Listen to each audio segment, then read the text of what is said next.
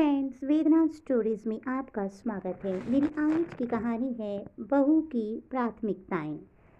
आज सुबह से ही घर में सब बड़े लोग एकत्रित थे और बैठकर मेरी प्राथमिकताएं तय कर रहे थे। क्योंकि उनके अनुसार मैं कोई भी काम समय पर नहीं करती, मैं उन लोगों के अनुसार कभी भी समय पर कार्य नहीं करती। इस कारण से शिकायतों का पोटला भी खोला जा रहा था। जब वे लोग मेरी प्राथमिकताएं तय कर रहे थे, उस समय उन लोगों को चाय नाश्ता पकड़ाने का काम भी मेरा ही था। बस मुझे ऑर्डर दे दिया जाता था और मैं एक आदर्श कर्मचारी की तरह वह सब सामान उन तक पहुंचा देती थी। पर फिर भी मैं कभी इस घर की जिम्मेदार सदस्य नहीं रही।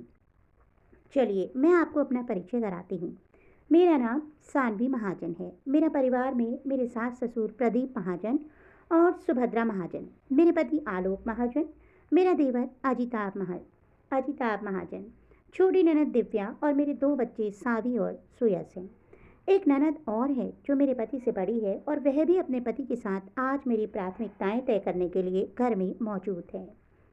मेरी शादी आज से 7 साल पहले हुई थी। जब मेरी शादी हुई थी उस समय मैं सरकारी स्कूल में अध्यापिका थी, जो आज भी हूँ। उस समय यह इनके लिए गर्व की बात होती थी, पर आज ये उनके लिए मुसीबत बन चुकी है, क्योंकि अपना स्टैंडर्ड दिखाने के लिए बहू वर्किंग है बताने में बड़ा मज़ा आता है, पर उसके साथ साथ जो जिम्मेदारियाँ होती हैं वह निभाने में रोना आता है। मेरी सैलरी लेना कभी किसी को बुरा नहीं लगा, पर मेरी मदद करना, और उसी का नतीजा था कि आज सब लोग एकत्रित हुए हैं। पहले तो बड़े लोगों का कहना था कि इसके माता पिता को भी बुला लिया जाए तो कम से कम फैसला पारदर्शी रहेगा। फिर पता नहीं क्या सोचकर उन लोगों ने मेरे माता पिता को नहीं बुलाया, बस मेरे भाई अविरल को बुलाया था, जो कि उम्र में मुझसे 5 साल छोटा था और फिलहाल कॉलेज की पढ़ाई कर रहा था। स्कूल जाने से पहले जैसे हम हमारा होमवर्क करते हैं, उसी तरह मेरे भाई के आने से पहले किसको क्या बोलना है उसी पर कार्य किया जा रहा था। सब अपनी अपनी पोटली में से अपनी अपनी शिकायत बाहर निकाल रहे थे। सबसे ज़्यादा शिकायत की भरमार तो मेरी सासू माँ और मेरे पति को ही थी। बाकी सबकी शिकायतें तो मिर्च मसाले की तरह थी, पर फिर भी मैं चुपचाप काम कर रही थी। पता नहीं क्यों आज मेरे मन में कोई घबराहट नहीं थी, पर इतना जरूर है कि मेरे मन में कुछ चल तो रहा था, जो शायद थोड़ी देर बाद बाहर आने वाला था। इतने में अविरल घर आ गया। मैंने ही जाकर दरवाज़ा खोला। हर बार हंस मुस्कुराकर गले लगने वाला भाई आज चुपचाप मौन होकर मेरी तरफ देख रहा था। उसने कुछ नहीं कहा, मैंने भी कुछ नहीं कहा, और उसे लेकर मैं उस कमरे में चली गई जहाँ सब लोग एकत्रित थे। कमरे में पहुँचते ही उसने सभी को नमस्ते कहा, पर किसी ने भी उसके नमस्ते का कोई उत्तर नहीं दिया। बस आलोक जी ने उसे बैठने का इशारा कर दिया। उसे वहाँ छोड़कर मैं पानी लेने चली गई। जब रसोई से पानी लेकर आई तो देखा कि सभी लोग अविरल को घेर कर बैठे हुए थे। मुझे देखते ही मेरी सासू माँ ने अपनी शिकायत शुरू करी। माफ़ करना अविरल बेटा, लेकिन तुम्हारी बहन एक जिम्मेदार बहू नहीं है।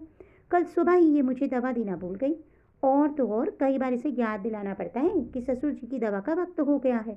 कोई काम समय पर नहीं करती, यहाँ तक कि जब उसकी मदद करो तब जाकर यह काम करती है। आजकल कोई हिसाब किताब भी नहीं देती। पता नहीं अपनी सैलरी कहाँ खर्च करती है। हाँ, भाभी तो बिल्कुल कामचोर है। बेचारी मेरी माँ को इस उम्र में भी काम करना पड़ता है।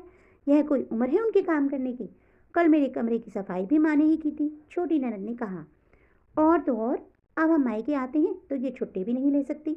माँ ही हमें खाना निकाल कर परोसती है, यहाँ तक कि विदाई भी हमें हमारी मान मन माफिक नहीं देती है। अब की बार बड़ी ननद ने कहा। भाभी तो इतना कुछ बोल जाती है माँ के सामने। अगर मेरी बीवी कल को ऐसा करेगी तो अच्छा सबक सिखाऊंगा उसे। इन्हें तो फिर भी सिर आंखों पर रखा जाता है। अब की बार देवर ने अपनी तरफ से तीर फेंका। देखो अविरल, मैं ज़्यादा तो कुछ नहीं कहूँगा, लेकिन घर में यदि सभी को उससे समस्या है तो जाहिर सी बात है कि तुम्हारी बहन में ही कमी है। जो पहले का काम है वो बाद में करती है, जो बाद का काम है वह पहले। यहाँ तक कि आजकल अपनी सैलरी का हिसाब किताब तक नहीं देती। बताओ, यह भी कोई बात हुई? कम से कम पता तो होना ही चाहिए ना कि वह कहाँ क्या खर्चा कर रही है। अब तुम ही बताओ क्या करना चाहिए। अविरल इस बात का जवाब दे ही नहीं पाया और मेरी तरफ देखने लगा। बस उसने उतना ही कहा, दीदी आपकी प्राथमिकताएं क्या हैं? उसका सवाल सुनते ही अपने चेहरे पर मुस्कान लाते हुए मैंने कहा, मैं खुद नहीं जानती कि मेरी प्राथमिकताएं क्या हैं। मेरी प्राथमिकताएं तो ये लोग तय करते हैं। मेरी सास अभी 55 साल की है। पहनने ओढ़ने घूमने फिरने के मामले में ये अभी भी जवान है। बस दवाई लेते समय या काम करते समय बुजुर्ग हो जाती हैं। वो अपनी सुविधा अनुसार मेरी प्राथमिकताएं तय करती हैं। मेरी छोटी ननद जो घर में कभी भी काम करना पसंद नहीं करती, यदि एक दिन उसके कमरे की सफाई उसकी माँ कर दे तो उसे बुरा लग जाता है। वो मेरी प्राथमिकताएं तय करती है। मेरा देवर जो कुछ भी सुना देता है, खुद अपनी माँ और बहन को सम्मान नहीं देता, पर अपनी आने वाली बीवी को सबक सिखाने की बात कर रहा है, वो मेरी प्राथमिकताएं तय करता है। मेरी बड़ी ननद जो मायके आती हैं तो अपनी वर्किंग भाभी से ये उम्मीद करती हैं कि वो छुट्टी लेकर उसके साथ ही बैठी रहे, जबकि खुद अपनी माँ के कमरे में बैठकर पंचायती करती रहती हैं और भूल कर अपनी भाभी की मदद तक नहीं करती। साथ ही जो खुद अपनी ननद को कुछ देना पसंद नहीं करती, अपने घर बुलाना पसंद नहीं करती, वो मेरी प्राथमिकताएं तय करती हैं। मेरा पति मेरी ही सैलरी में से हिसाब किताब पूछता है, जबकि उसे अच्छे से पता है कि मेरी सैलरी का आधा हिस्सा इन लोगों के लोन भरने में जाता है और कुछ हिस्सा बच्चों की फीस में। वो भी मेरी प्राथमिकताएं तय करता है। सच कहूँ तो मेरी प्राथमिकताएं वो हैं जो मेरी अपनी है ही नहीं, उसे भी तय करने वाले कोई और फिर कहते हैं कि यह कोई काम ढंग से नहीं करती। देखना भाई, सुबह से ये लोग बैठकर पंचायती कर रहे हैं और मैं अकेले काम में लगी हूँ। इन सब ने नाश्ता भी कर लिया, पर मुझे अभी तक चाय भी नसीब नहीं हुई। पर फिर भी ये लोग मेरी प्राथमिकताएं ढूंढ रहे हैं। इन सबको सेवा चाहिए, सेवा करने वाली चाहिए, पर बोलने वाली बहू किसी को पसंद नहीं। अब समझ में आ चुका है कि बहू के खिलाफ तो हर किसी को हमेशा ही शिकायत रहती है। तो सच कहूँ भाई, अब मेरी प्राथमिकता मेरा अपना सम्मान है, स्वाभिमान है। अगर उसकी कद्र करोगे तो ही साथ दूंगी, वरना मैं अकेले भी खुश हूँ। सेवा करती हूँ तो सम्मान भी चाहिए। दो बातें ना सुनूंगी। अपनी सैलरी का अधिकतर हिस्सा तुम पर खर्च करती हूँ तो कुछ अपने लिए भी रखूंगी। आखिर मेरा भी भविष्य सुरक्षित होना चाहिए। अब तुम जानो और ये लोग जाने, मैंने अपनी प्राथमिकताएं बता दी हैं और इसमें अब कोई बदलाव नहीं करूंगी। मेरे जवाब को सुनकर किसी ने मेरे खिलाफ बोलने की हिम्मत नहीं की।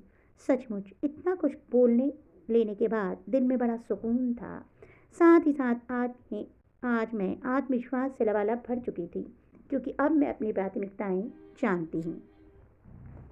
तो दोस्तों, आपको मेरी ये कहानी कैसी लगी कमेंट बॉक्स में अवश्य बताइएगा। अगर कहानी अच्छी लगी हो तो कहानी को लाइक करना मत भूलिएगा। जल्दी ही ऐसी अन्य रोचक कथाओं के साथ आपको मिलूंगी। तब तक के लिए बाय बाय।